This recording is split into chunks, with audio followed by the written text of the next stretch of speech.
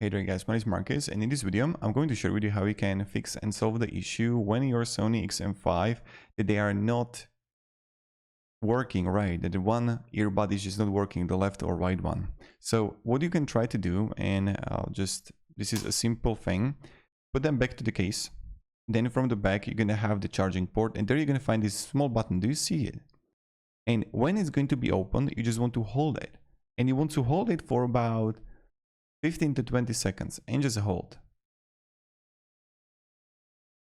Okay, and you see there is going to be a blue light.